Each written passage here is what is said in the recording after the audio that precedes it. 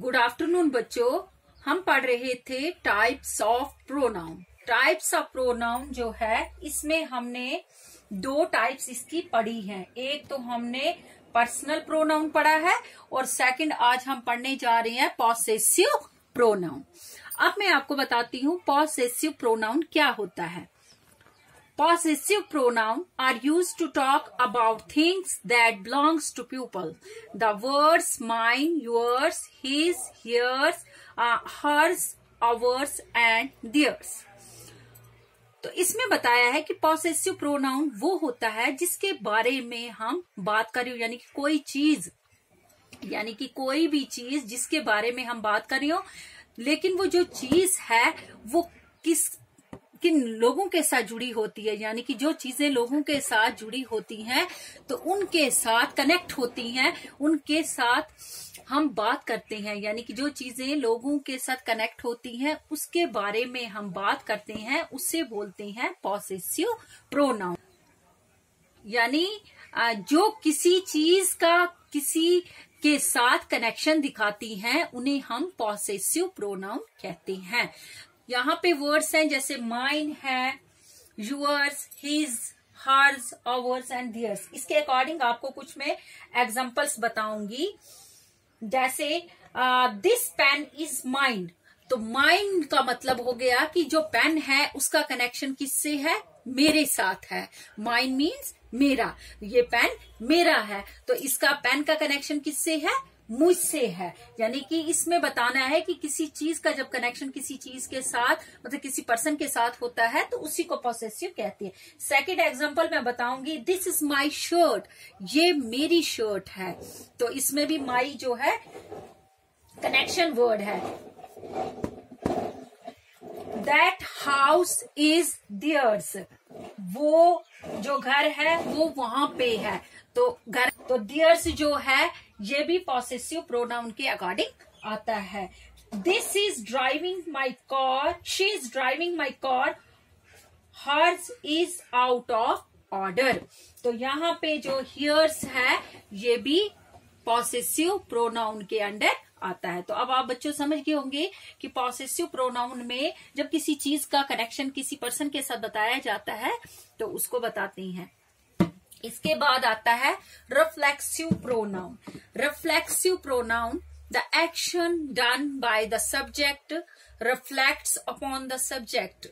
The words like himself, themselves, itself, myself, yourselves, herself.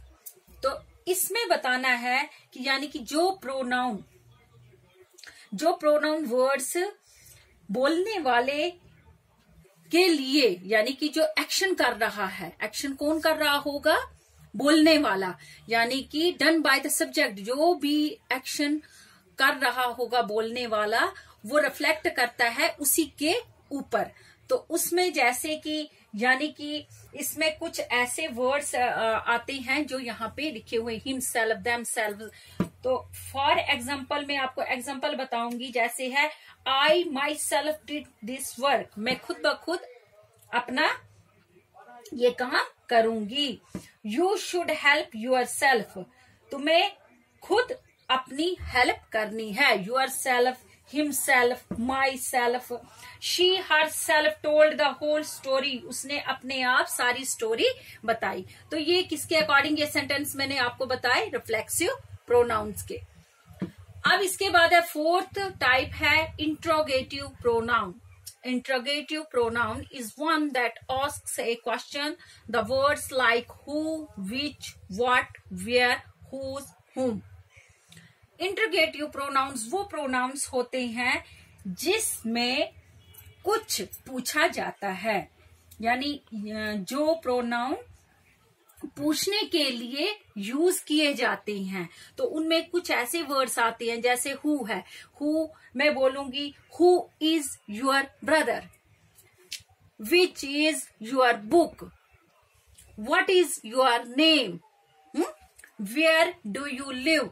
तो इसी तरह से कुछ ऐसे सेंटेंसेस में ये वर्ड यूज किए जाते हैं, उनको बोलते हैं इंटरोगेटिव प्रोनाउन। और उनके लास्ट में क्या आता है? Question mark. अब हम पढ़ते हैं fifth, relative pronoun. Relative pronoun is a word such as who, that, or which that is used to introduce a relation clause whose, when, where and why.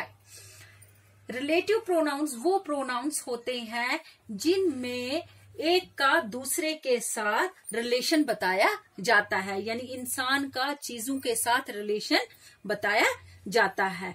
For example यहाँ पे मैं आपको कुछ examples बताऊंगी। जैसे यहाँ पे है, हम बताएंगे पहली example, this is the pen which I lost yesterday, यानी कि ये वो वाला पेन है जो कल में मुझसे खो गया था। तो विच जो है, विच इसमें क्या यूज किया गया है, रिलेशन बताया है इसमें प्रोनाउन में।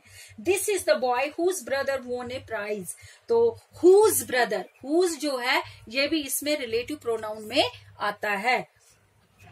That is the boy whom the teacher give a pen, ये वो लड़का है जिसको टीचर ने पेन दिया। तो ये जो वर्ड्स हैं ये एक चीज का इंसान के साथ जो अपना रिलेशन बताते हैं उसको हम रिलेटिव प्रोनाउंस बताते हैं।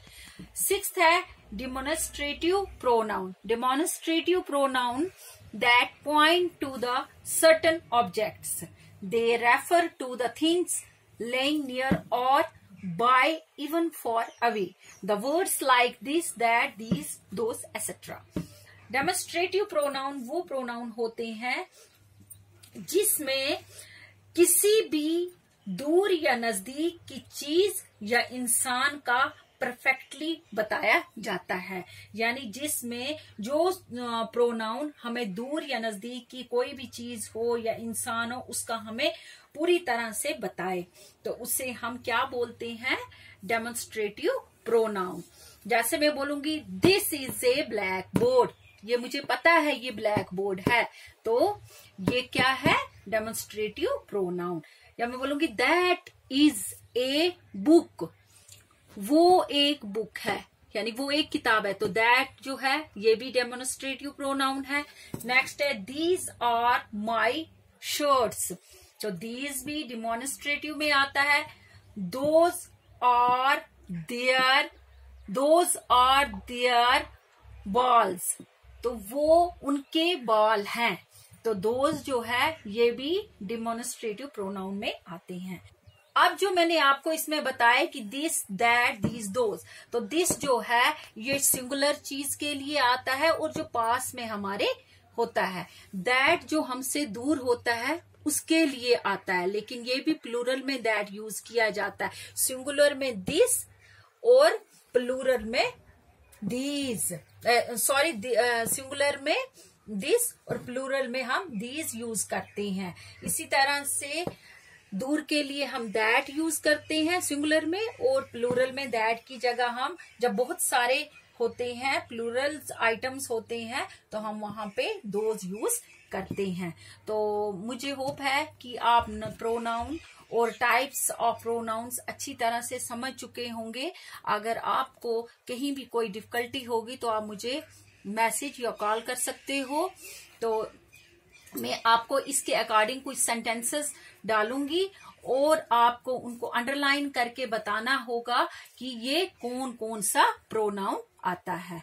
ओके, आज का टॉपिक यहीं पे एंड करते हैं। Thank you.